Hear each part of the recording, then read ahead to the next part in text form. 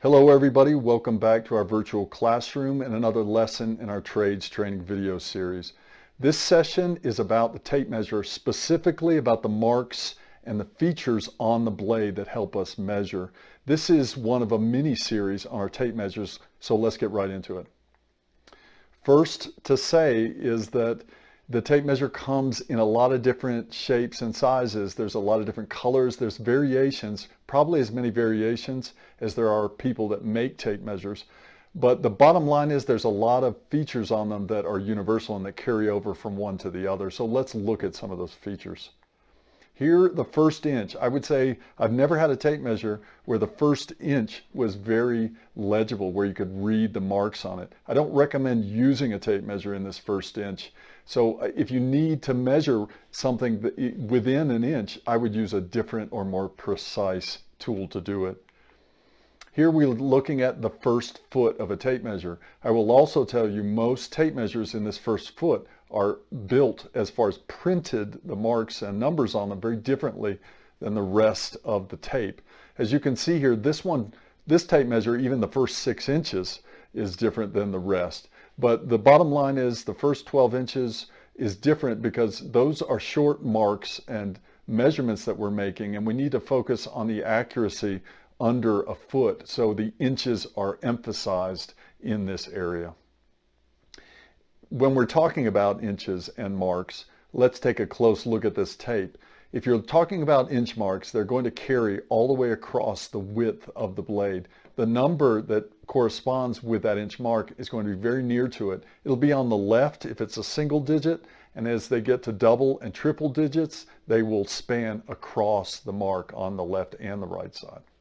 Here you see some aids on a tape measure that help you read the fractions or the marks in between the inches.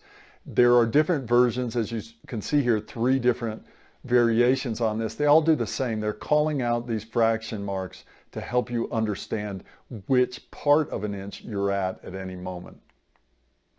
The marks for feet are universal on a tape measure as well. So every 12 inches, you're going to see a special mark that indicates what foot you're at. Here we're looking at 1 foot. It's in a black arrow and it says 1F. That stands for 1 foot. It corresponds with 12 inches.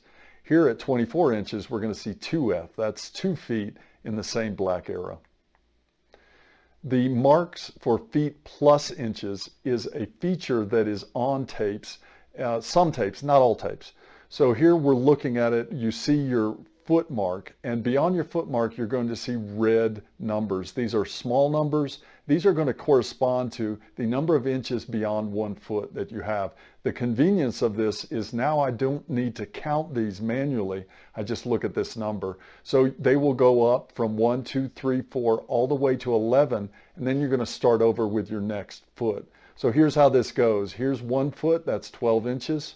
1 foot 1, we read the red number, and that's the equivalent to 13 inches. Here you have 1 foot 2, the red number is 2, and now you have 1 foot 3, that's 15 inches. One other thing to notice is that when you have inches plus feet on a tape measure, your inch marks are going to shift lower. So they're also going to get a little smaller. They'll still be in black like you had in the first 12 inches, but they're going to be repositioned. So you have to make sure you're shifting your eyes. If you're reading inches, you're looking for black numbers, not the red ones, and you don't get confused. This is a variation on feet plus inches on a tape measure. As you can see here, it says 2F9. That's telling me that's 2 feet 9 inches. I no longer have to count those inches, and this one's giving me the added benefit of always reminding me of what foot I'm at as well. So this is a great setup for a feet plus inches tape measure. Layout marks are universal to all tape measures. So I'll start this conversation by saying that in building, we're always developing patterns, and those patterns have to do with structural stuff, with considerations of our materials. So here we're looking at 16-inch marks that are going to fall into a pattern every 16 inches on that tape measure. This tape is going to mark those special places with a red rectangle. So here we're at 16 inches. We're also at 32, then we're going to be 48. So every 16 inches you will see this type of mark that will indicate that number it'll enclose that number, which will tell us that's a 16-inch layout mark. The other thing you'll see is you see a double arrow, which is going to also indicate that layout. Another layout is going to be your diamond marks. These are lesser known for people, but they don't stand out very heavy. These marks are very small. These are special marks that are also a layout pattern we would use in building.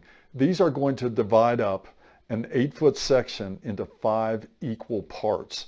So by the time we get to 8 feet, that diamond mark is going to land directly on that 8-foot mark. There's a lot going on at this particular place on the tape measure. As you can see, we not only have a black diamond that's within, well, it's not even a black diamond anymore. It's the reverse of that because it's in a black arrow, which is our 8-foot mark. And we also have our 96 that's in a red rectangle, which tells us that's also a 16-inch layout mark. At 16 feet, it would look very similar to this, also at 24 feet. So every 8 feet, you will see this arrangement. Let's do a review of tape measure features. Tapes have many variations of marks, numbers, colors, and styles. Inch marks for the first foot are typically larger and on the left. When you get into double digits, it'll straddle the mark. Some tapes offer another number set for feet plus inches in red for convenience. Red numbers on a tape every 16 inches are for common layout patterns. Small diamonds are marks on a tape that divide every 8 feet into 5 equal parts. Some tapes offer fraction numbers to assist in identifying marks. Some tapes offer fraction numbers to identify fraction marks on a tape. The marks on the first inch of the tape are difficult to read because of the hook, and these should be avoided. This is a list of terms used in this presentation, and as always, I like to stress the idea of learning the language of building and using it on the job site. So I hope you've learned something about the marks and features on the blade of a tape that help us use it faster and more accurately. Thanks for watching. That's a wrap.